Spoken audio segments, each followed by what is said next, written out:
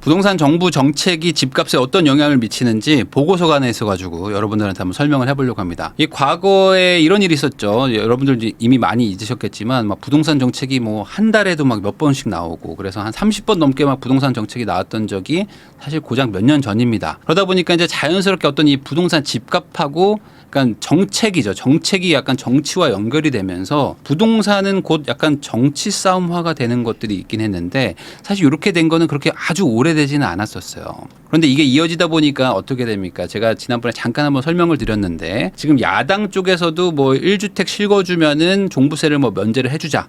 뭐 이게 약간의 뭐 해프닝이었다. 이렇게 뭐 마무리가 되고는 있지만 뭐 이런 얘기들도 나오고 있는 것들을 고려해보고 이제 정부나 이제 여당 쪽에서는 임대차법 이거 손질을 해야 된다. 이러면서 이제 계속 뭐 전세 대책이 발표된다. 이야기가 나오다 보니까 지금 또 한 번 부동산 정책이 한번 시장을 좀 변화시킬 것 같은 폭풍 전야? 같은 느낌이 좀 들기도 듭니다. 그래서 제가 한번 찾아보다가 이런 내용의 보고서가 있어가지고 여러분들한테 한번 소개를 하면 좋을 것 같다라고 생각을 했어요.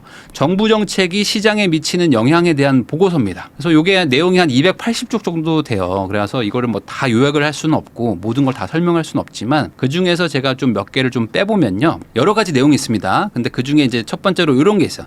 집값은 기본적으로 이제 한두 가지 요인 가지고 결정되지는 않는다는 겁니다. 그러니까 이게 뭐 상승을 유발하기도 하고 하락을 유발하기도 하는 그런 팩터 같은 게 한두 가지가 아니라는 거죠.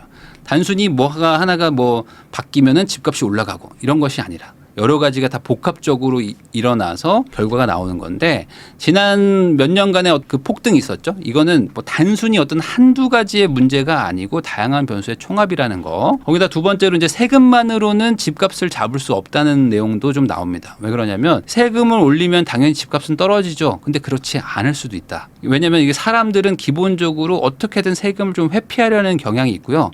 그리고 사람들이 회피하려는 그 경향을 미리 예측하는 것은 너무나 어렵다는 겁니다. 부동산이라는 거가 정책도 많고 그다음에 이제 법 규제들도 많다 보니까 시장에서 생각하는 번뜩이는 아이디어까지 미리 막기는 너무 힘들다. 그러다 보니까 당연히 정책을 깊이 고민해 가지고 세밀하게 적용해야 된다는 게 어찌 보면 이 보고서의 좀 내용이기도 합니다. 어찌 보면 이건 당연한 거죠. 정책이라는 거는 깊게 고민을 하고 적용을 해야 되는 것인데 이게 그냥 즉석에서 뚝딱뚝딱 하고 뭐 어떤 일이 터지니까 다시 또 대응책을 내고 몇 년 전만 해도 이 부동산 정책을 막 누더기 정책이라고 불렀던 것처럼 계속 막 이렇게 보완을 한다고 해가지고 되는 것이 아니라는 겁니다. 이 보고서는 기본적으로 이제 수도권 집값에 대한 그 분석을 한 거기 때문에 지방은 약간 좀 다르게 보셔야 됩니다. 지방은 이제 입주량이나 뭐 수요 이런 게 훨씬 더 영향을 많이 미치지만 수도권 부동산 시장은 약간 이제 금융자산화가 좀 됐기 때문에 이게 약간은 조금 더 다르게 움직일 수가 있는데 그래서 여기서 이제 크게 두 가지를 얘기를 해요. 뭐냐면은 이제 매매 가격에 영향을 주는 요소가 있고 거래량에 영향을 주는 요소가 있는데 이게 뭐 비슷비슷합니다. 근데 순위가 좀 달라요.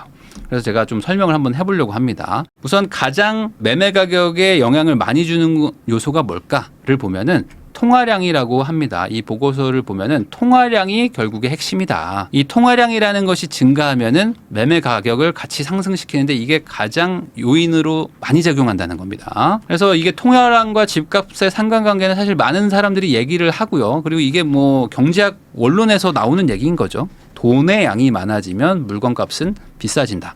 반대로 화폐 가치가 떨어진다는 것인데 우리나라의 이 M2라고 부르는 광의의 통화량을 이제 보면은 2014년 기준으로 봤을 때 거의 2배 가까이 지금 된 걸 볼 수가 있죠. 그러니까 이 10년 사이에 뭐 집값이든 뭐든 한 2배 정도는 올라가는 것이 이제 화폐 가치 하락에 영향인데 이 중간에 어떤 부침들은 막 있죠. 부침들은 있지만 또 길게 보면은 또 여기에 또 이렇게 수렴해 가기도 합니다. 어떤 분들은 이런 얘기를 해요. 아니 통화량이 늘어나는 거는 지금 줄지 않고 쭉 이렇게 우상향하지 않았어요? 근데 집값은 막 이렇게 변동이 일어난다는 거죠. 그래서 M2와 통화량은 상관없다라고 생각하시는 분들도 있는데 아까 제가 서두에 말했듯이 하나만 가지고 결정되는 것은 아니다. 그렇지만 가장 큰 요소는 통화량이기도 하다.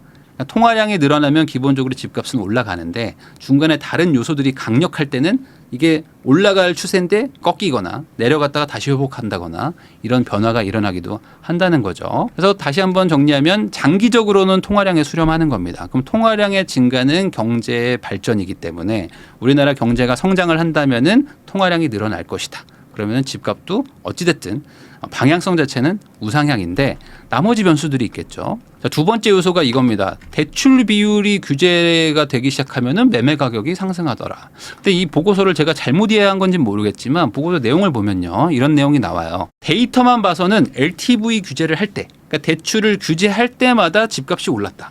그래서 영향력이 되게 큰데 이게 과연 대출 때문인 건지 다른 것들이 이제 복합적으로 작용할 때 우연히 맞은 건지 이 영향식별을 하기가 좀 어렵다라는 내용이 나옵니다. 그러니까 뭔가 애매한 부분이 있다는 거죠. 근데 여러분들도 한번 생각을 해보면 대출 규제를 한다고 해서 집값이 무조건 오르냐?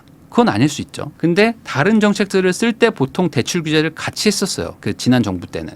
그러다 보니까 그때 같이 이제 요소가 딱 타이밍이 맞았던 거일 수도 있겠죠. 자, 그리고 세 번째 요소는 이겁니다. 전세가율이 높은 지역은 매매 가격을 상승시키더라. 라는 겁니다. 그러니까 전세가율이 높아지는 것도 있지만 이미 전세가가 좀 높은 지역 있죠. 그러면 이런 지역들의 매매 가격 상승을 좀 이끄는 부분들이 있더라는 겁니다. 그래서 이거는 어떤 식으로 제가 이해를 하냐면 요거죠.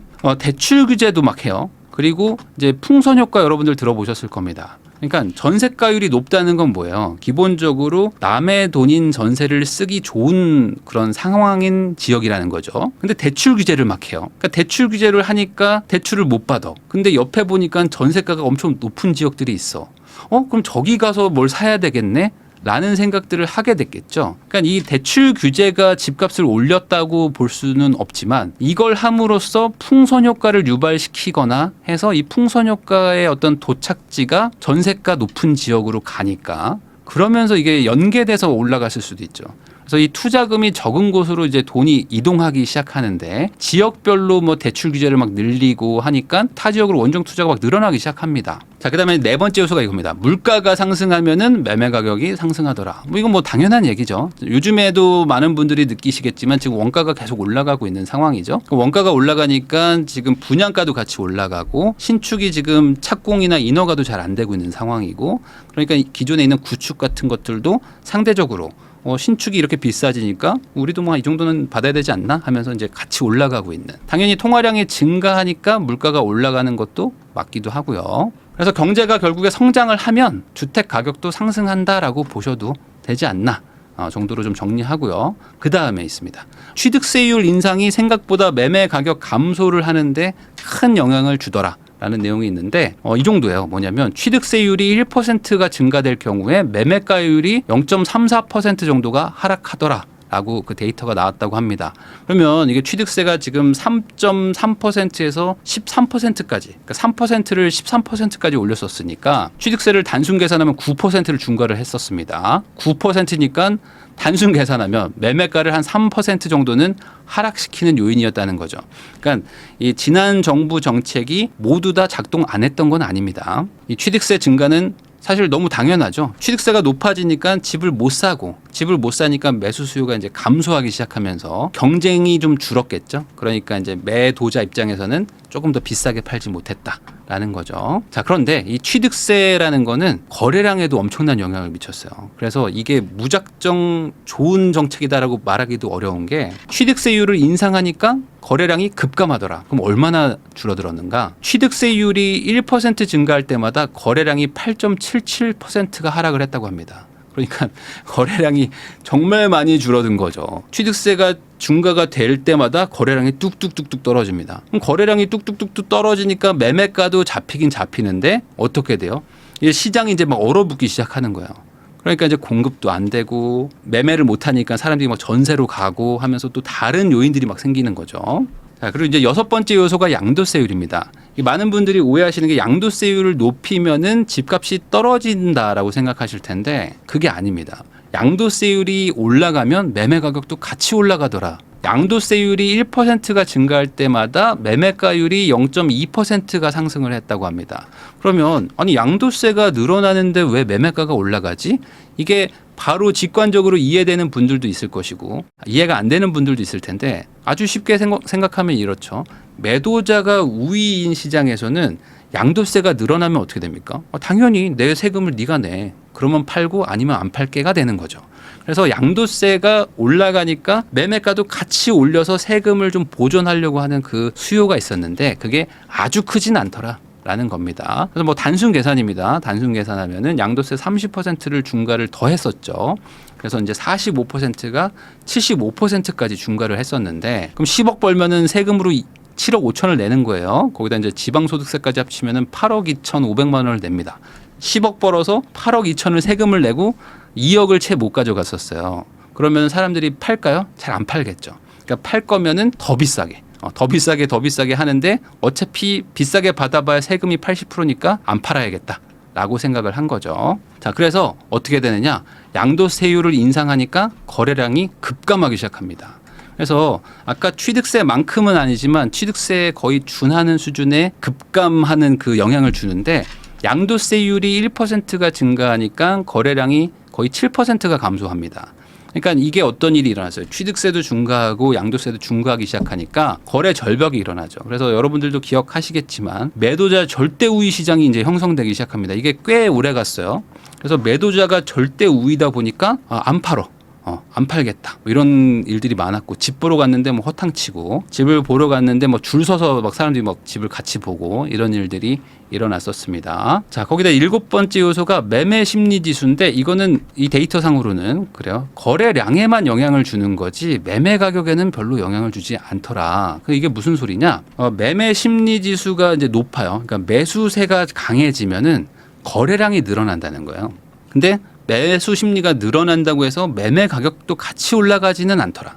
거래가 그냥 많이 될 뿐이죠. 아니요, 왜 거래가 많이 될 때 매매가가 올라가던데요? 그거는 약간 다른 변수라고 이 보고서에서는 말을 하고 있어요. 다만 매매 가격에는 영향을 못 줘도 거래량에는 되게 많은 영향을 준다 라는 거는 분명하다고 합니다. 자, 거기다가 이제 8번째 요소, 규제 지역을 그때 막 순차적으로 지정을 하기 시작합니다. 서울 먼저 규제하고, 서울 인근의 수도권의 핵심 지역들 막 규제하고, 점점 막 커져가지고 나중에는 규제 지역이 아닌 곳이 별로 없을 때까지 커졌는데, 규제 지역을 지정했던 것이 어떤 효과를 일으켰느냐, 풍선 효과를 일으켜가지고 주변 가격을 상승시켰다. 그래서 이제 광교를 가지고 예를 드는데, 광교에 보면요, 수원 광교 신도시가 있고 수원 광교 신도시 인근 지역이 있어요. 인근 지역이 빨간 겁니다. 그래서 수원 광교가 이제 막 급등하기 시작하니까 조정 대상 지역으로 딱 그 규제를 해요.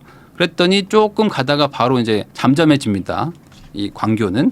근데 그 인근 지역은 계속 상승세가 이렇게 유지되는 모습을 볼 수 있는 거죠. 이런 일들이 이제 전국적으로 일어나면서 한번 어떤 지역이 딱 가격이 올라가 버리면 그 지역을 이제 몇 달 뒤에 규제를 하고, 그 규제를 한 지역 인근이 다시 가격이 올라가는, 그러니까 거길 또 규제하니까 또 옆에 지역이 올라가면서 계속 이제 지방으로 막 퍼져나가는. 자, 거기다가 또 이런 내용도 있어요. 금액별로 대출 규제를 하면 어떻게 되느냐, 이거는 거래량의 풍선 효과를 일으키더라.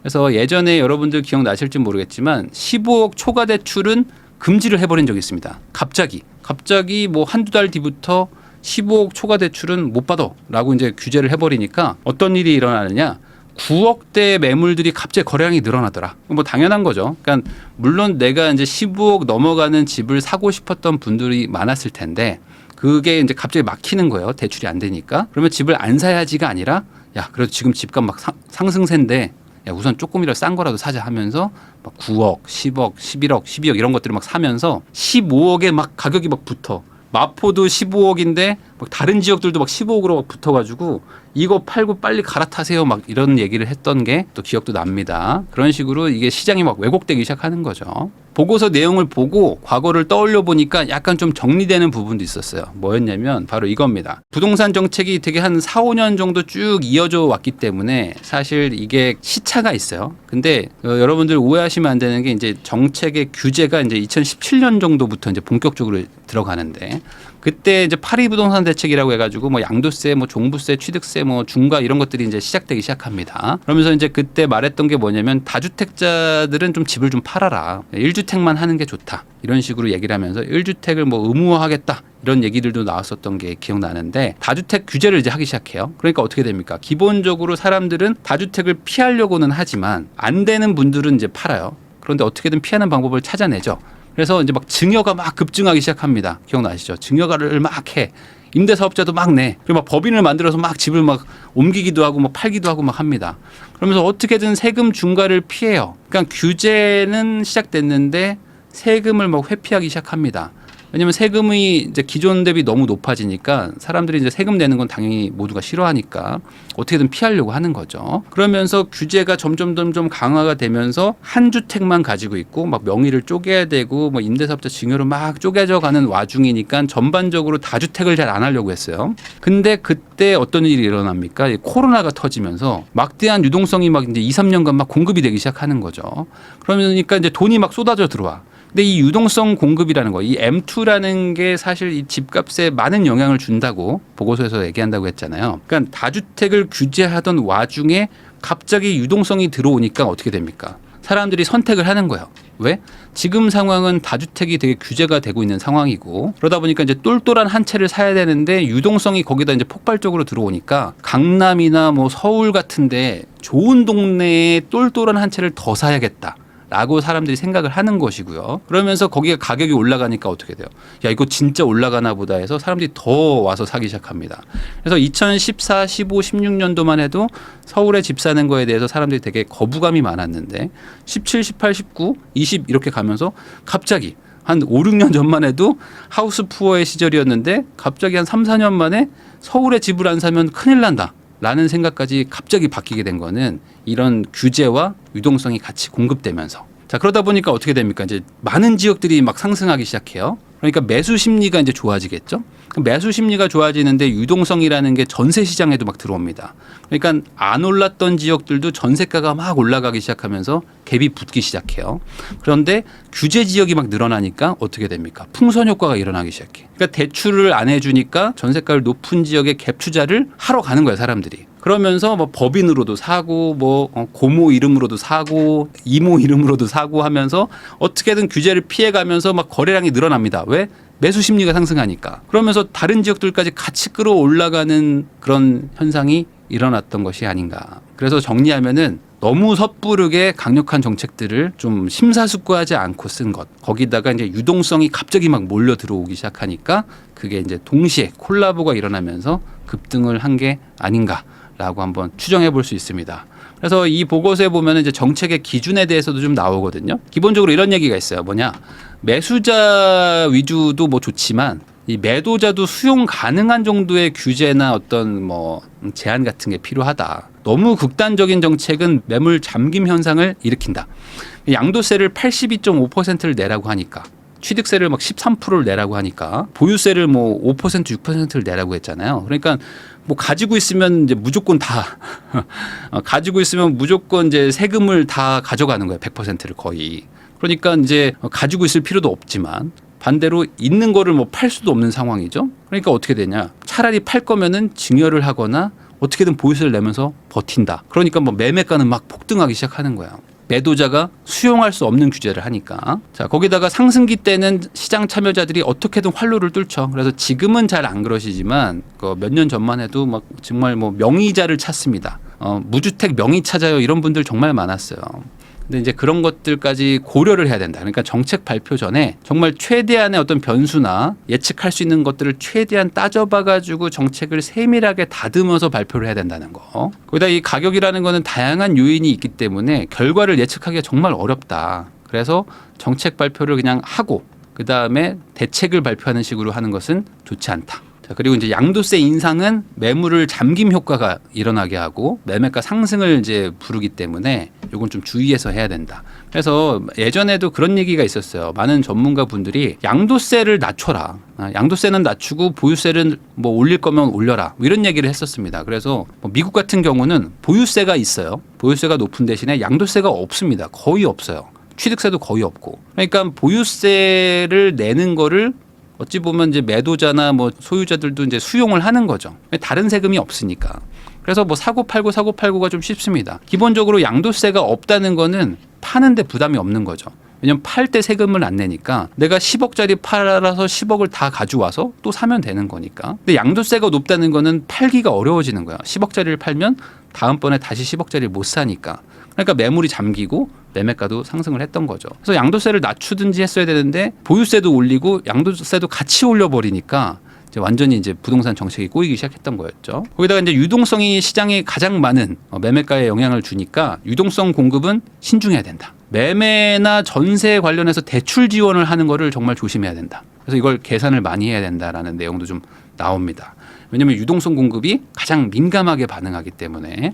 그래서 작년에 특례보금자리론 같은 것들 막 시행하니까 갑자기 유동성이 막 공급되면서 가격이 막 다시 상승하기도 했었죠. 그런 것들 보면은 대출이라든지 뭐 금리 인하라든지 이런 것들이 많은 영향을 준다는 겁니다. 뭐 여기까지가 이제 보고서를 굳이 정리를 한 거라면 저는 이제 추가로 제가 항상 말하지만 이 주택수 규제는 좀 없애야 된다. 그래서 10억짜리 세 채를 가지고 있으나 30억짜리 한 채를 가지고 있으나 사실 세금은 똑같아야 된다라고 저는 생각을 합니다. 이렇게 주택수를 규제하는 순간 상대적으로 이제 못난이들 있죠.